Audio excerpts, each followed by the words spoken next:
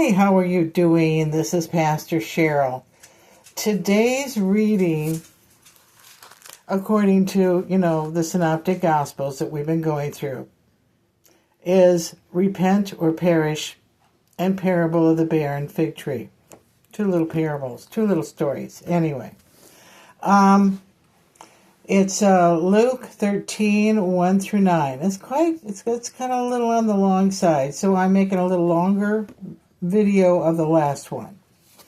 13, let's see, at the time, some people came and reported to him about the Galileans, whose blood Pilate had mixed with their sacrifices.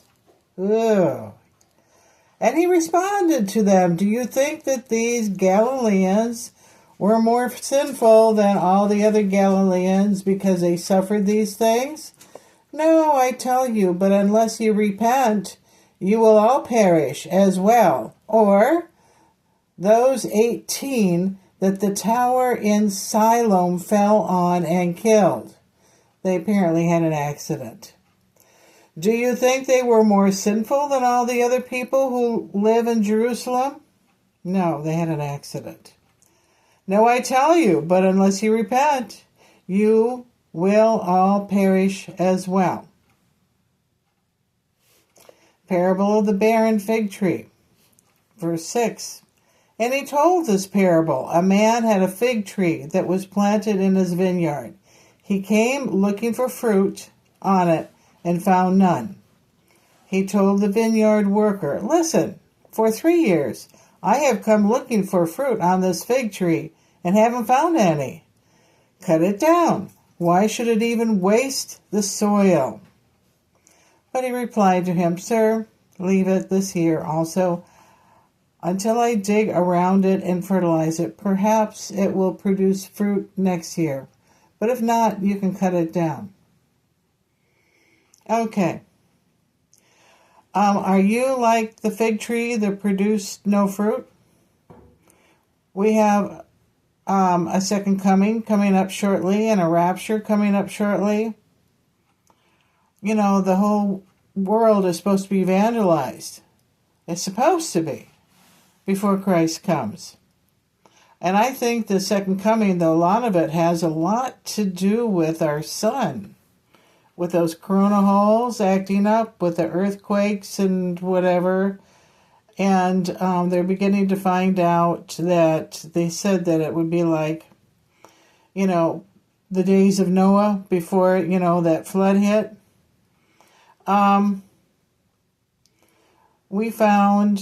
Someone found a little cuneiform tablet in a box in a house that was had been buried for thousands of years in dirt. And so they dug it up. And apparently people left hurriedly fast. And the house was buried.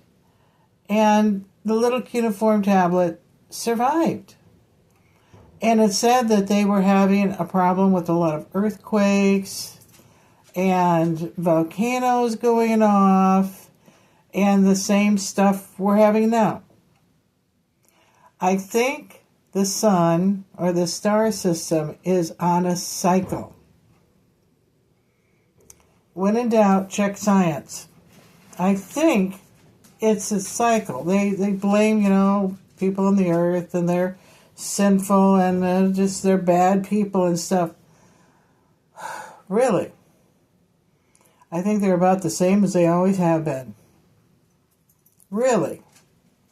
And so I think we're in a cycle, and if you want to make it, you better repent now, or you're going to be stuck down here when whatever is supposed to happen will happen. And it doesn't look good. It looks like we're going to get some solar flares that probably will shoot out this way. We're going to get some scorched earth problems. It's going to get extremely hot in the summertime. Unbearably hot. And then in the wintertime, it's going to be unbelievably cold. No electricity. Okay, even this house has steam heat. Just old-fashioned steam heat with old-fashioned radiators. That boiler system down in the basement, it's all electrical. It's all electrical. Plugged in. What happens if the power goes out? No steam heat. How many people out there have an old house? I bet you the majority of them watching right now have got an old turn-of-the-century house. And, a two-story house in the Midwest does not do well in an earthquake. The first floor falls down into the bottom floor. The top floor falls down to the bottom floor. The person downstairs gets crushed. We also have some wars coming up. Whoever thought of nuclear bombs and nuclear weapons? Oh my gosh, they must have been terrible people. It'll poison the earth. It'll poison, the water. It'll make the earth uninhabitable. If you know some nasty way of making a bomb, please don't teach people how to do it, okay? And I don't even think generating electricity with that stuff is a good idea either, because something can happen to it, like an earthquake or a volcano. Anyway, your friends who like to attend church but don't believe, they don't believe anything, right? They attend because they have a dinner after church and the food is good. And that's why they come. We have a few members like that here. They just kind of want to trail along. They want to trail along and just eat. That's how they worship. They eat.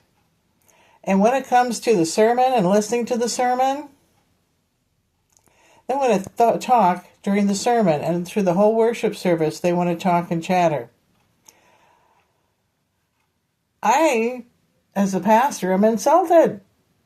You think I'm going to put up with this stuff? Really? You really, really want to know what I think? You're hearing it now. They come here, and then they also do not contribute towards the church. They don't bring anything for the potluck, and they don't put money into the basket. How are we going to make ends meet? We do have a little piece of land that we have to maintain. We have other bills. They don't care about that. They just want to eat. What's going to happen when they finally meet God? Let's say they're not raptured. They get killed by, World War III. They get, a nuclear weapon blasted over their head. And they're evaporated. What are they going to do?